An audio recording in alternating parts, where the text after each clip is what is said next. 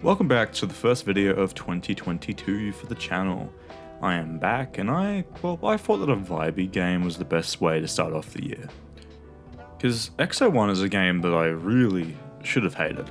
It has no substance, it has no real narrative, no characters and no twists. A gameplay loop that doesn't change or get challenged in really any way at all.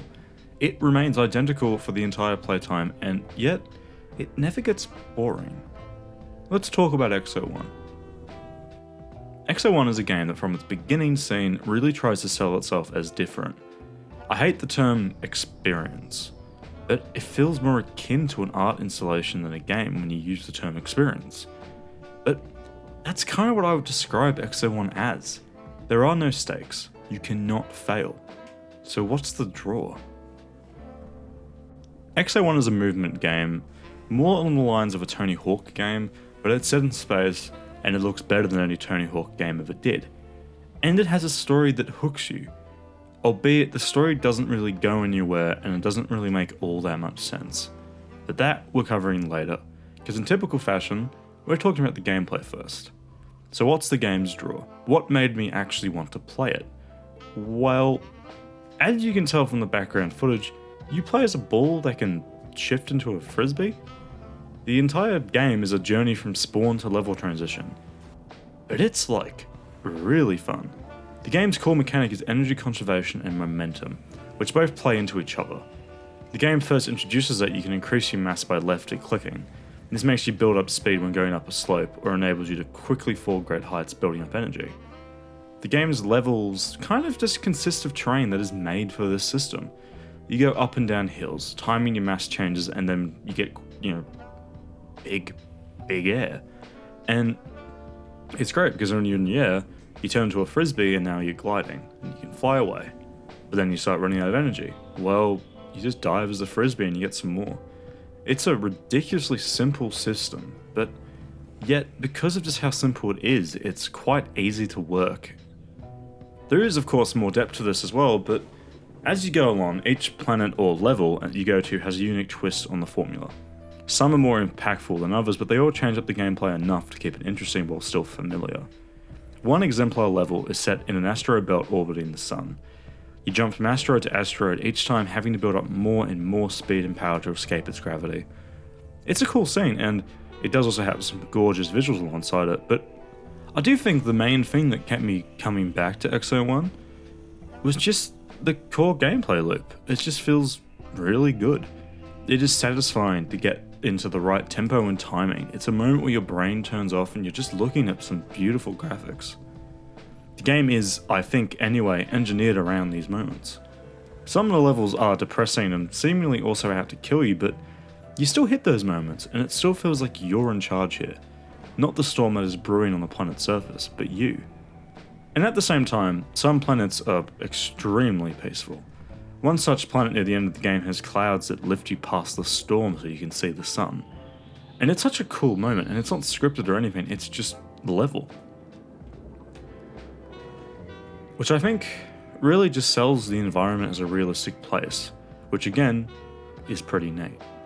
I don't think this game would work if the planets were too sci-fi, for lack of a better phrase. They needed to feel tangible but still alien. All of this is aided further by a score that really sells the atmosphere and tone at any one time. It is kind of amazing just how the music and visuals intertwine.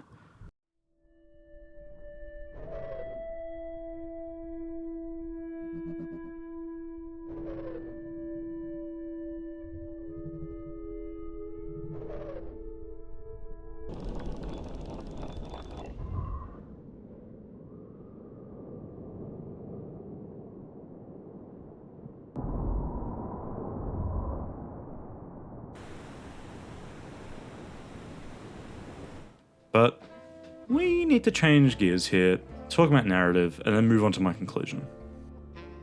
And, well, there's not really much here in terms of narrative. It's a very interesting premise, and it does keep you engaged as you try to wrap your hand around it. So what is the premise? Well, the premise is that a manned flight to Jupiter goes wrong. The 6 or so astronauts on that mission perish in the atmosphere and are never heard from again. A year later, an alien signal transmits blueprints for a new kind of spacecraft. Humanity collectively dubs it XO1, And XO1 is that little ball that we play as.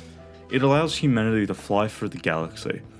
But we kind of quickly learned that through the gameplay that this ship has also connected us to some sort of alien being. This alien guides us through our interplanetary journey across what I can only assume are the ruins of its own race. We frequently encounter massive, looming mega structures just sitting alone on the planet's surface. Some are broken, but a lot of them are functional. But one thing is clear.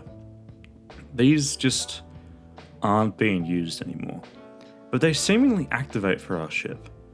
We use these massive railguns to move us between systems, between planets.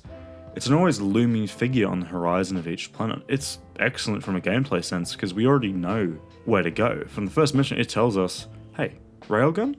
That's good. Go towards railgun. And it's just this fucking bright blue thing on the edge of the vision. It's so good. The general gist is that over the course of the game, we slowly unravel what the Jupiter mission was and what our mission seems to be. The alien being communicates to us from time to time and seemingly even saves our life when we run out of power late into the game. It tells us that we can save the Jupiter mission. We're led to a black hole in a rather beautiful looking mission from which we emerge at Jupiter at the same time the Jupiter mission is beginning to fail. Because yes, we just time traveled back a year. We used up all the energy we have generated throughout the game to power back up the escape pods of the Jupiter crew, saving them and dooming XO1 to death, as Jupiter doesn't have a railgun to get us out of here, and there's no solid ground to generate energy from. We'll just keep falling, basically.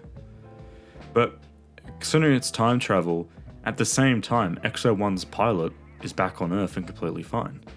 So, not much harm is done, really, now that I think about it. But, I don't know. Cool plot. Quite enjoyed it. But in conclusion, XO1 is really good. Like, really good.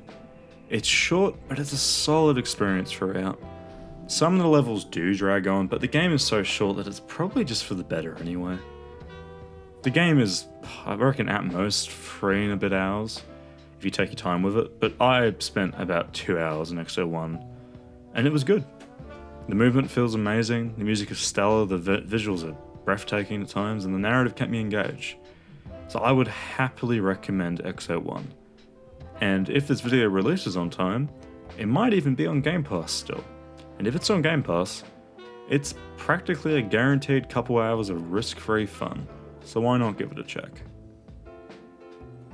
And sorry that this video is so short, but as you notice, this game doesn't really have much to talk about. And that's why it's the first video back for 2022.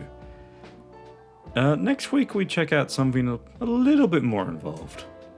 Actually, a lot more involved. It's one of the longest review scripts I've written. But yeah, thanks for watching. See you next time.